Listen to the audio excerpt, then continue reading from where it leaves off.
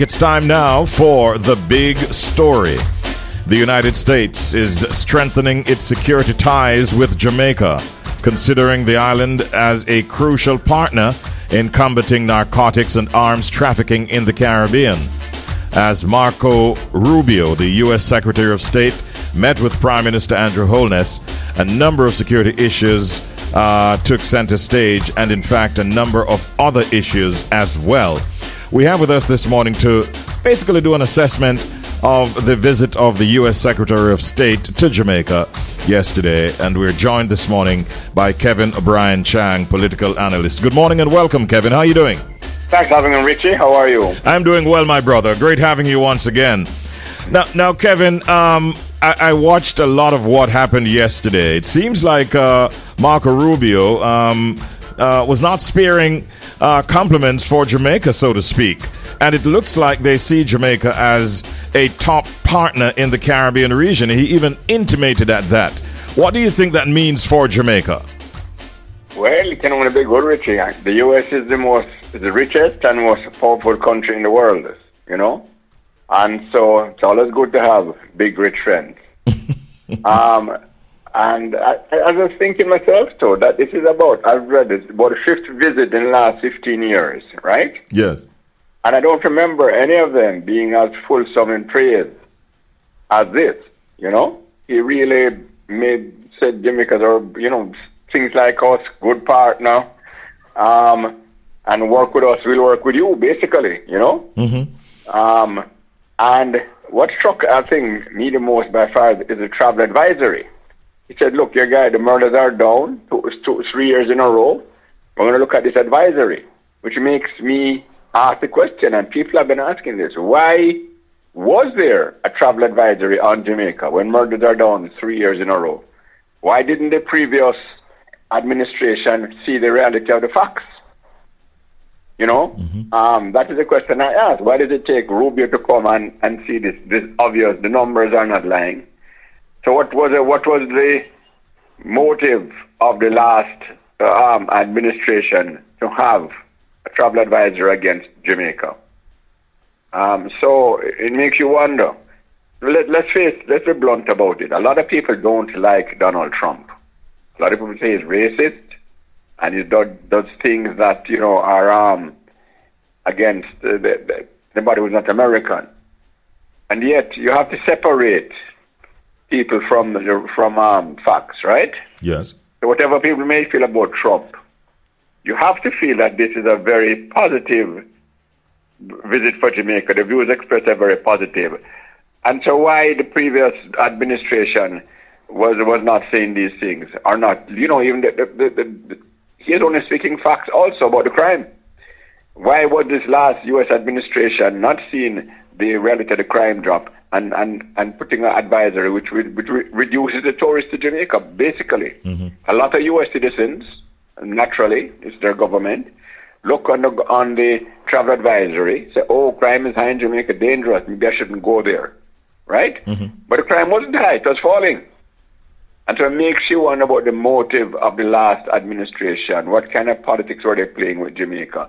And so whether you like Trump or not, from my this point of view, I think you have to admit this is a very positive visit, and that Rubio is a sensible man because he's seen the facts and talking about them. The fear is a strong word, but concern maybe is more an appropriate term to describe the way that many Jamaicans felt before this visit, especially as it relates to the U.S. Is their stance on the Cuban, shall we call them, medical brigade. Of course, we get a lot of medical support, professionals supporting us in Jamaica. But even that didn't turn out to be such a major issue, it seemed. Well, as I said, what he got from Rubio is that, you work with us, we'll work with you, which makes sense. America has interests. You can't blame them. Every country in the world has interests. And if America is saying, you work with us, and we'll work with you, that's common sense. And what he said about the Cuban doctors is reasonable. Let's face it. Cuba is a dictatorship. They're not free. How many years now? 7 years, or 66 years, no elections, right? They can't change their government. That you talk out against him, they throw you in jail. They throw reporters in jail. And what he said is true. Some of the doctors that with some countries they work, the government takes all the money, you know. And what you call about slave labor, it doesn't apply to Jamaica apparently because our government is firm.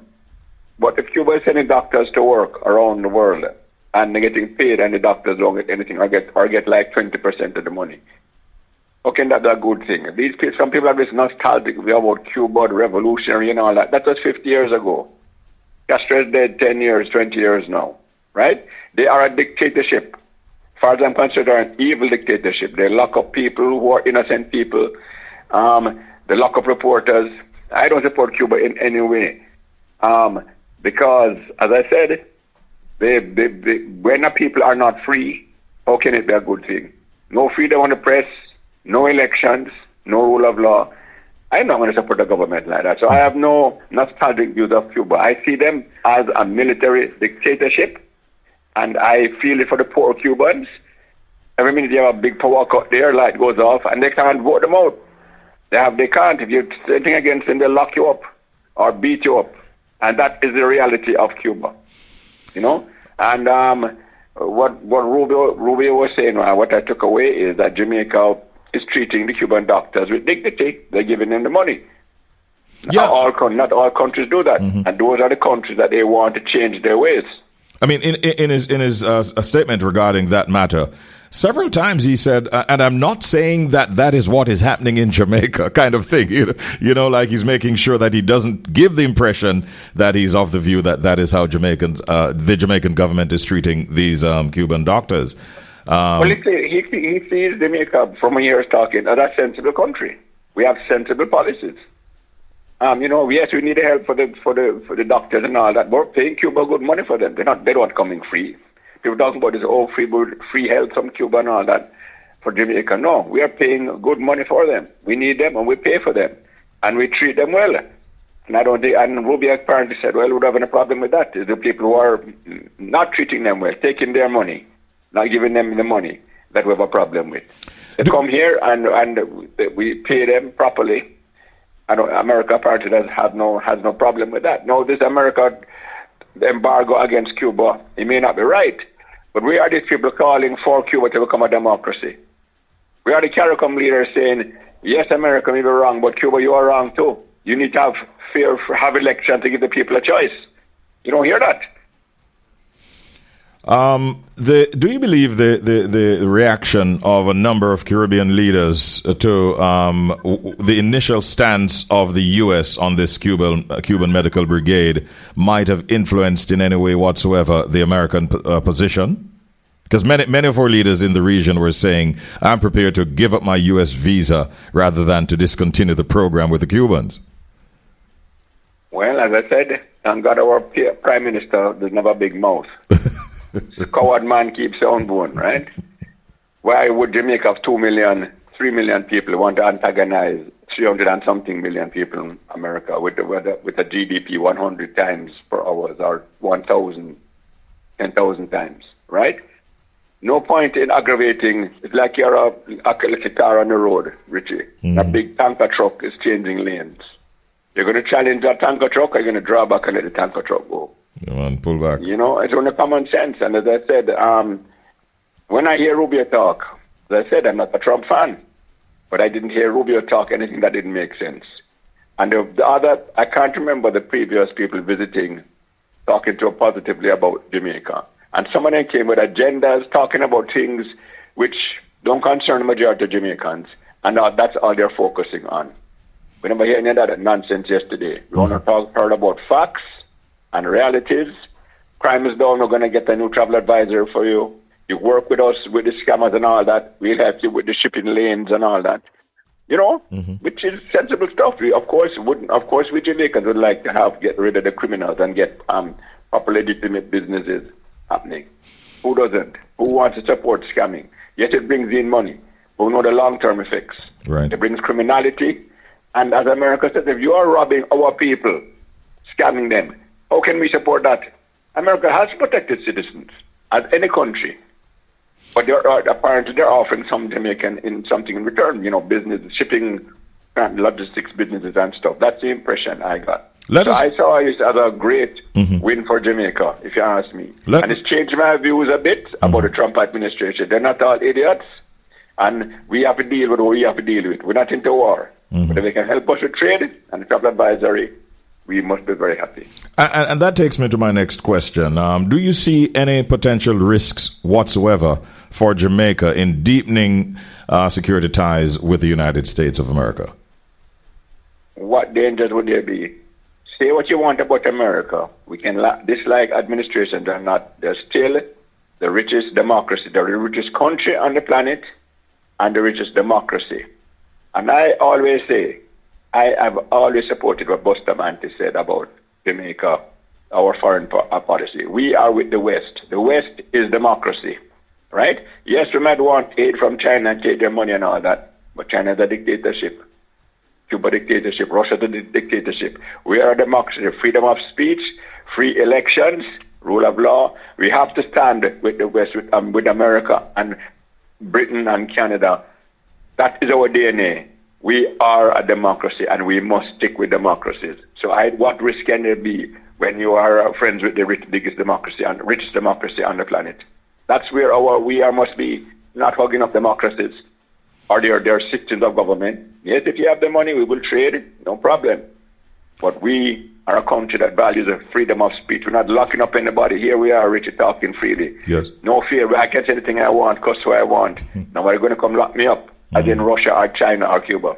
Talking about China, I didn't hear much mention from what I gleaned in terms of Jamaica's relationship with China and whether or not that might impact the relationship with the USA. Did you pick up anything like that? Richard, you can be friends with two different people. If two people are quarreling, you still can be friends with both of them, you know. What does China or America have against Jamaica?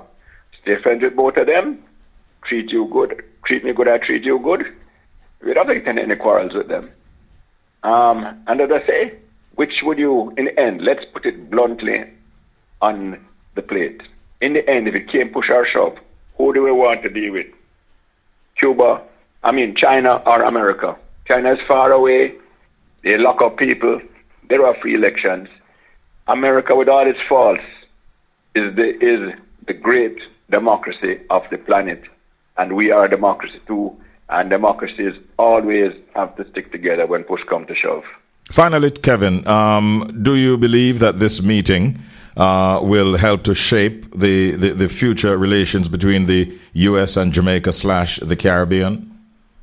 Why not? If you get as I said, there was very good rapport between two sides. They got a lot of praise, and Jamaica is going well. Let's face it, crime is down, debt is down, unemployment is down. What we still don't have is economic growth. It's still stagnant. And if you work with the richest country in the world, that can only help your economic growth.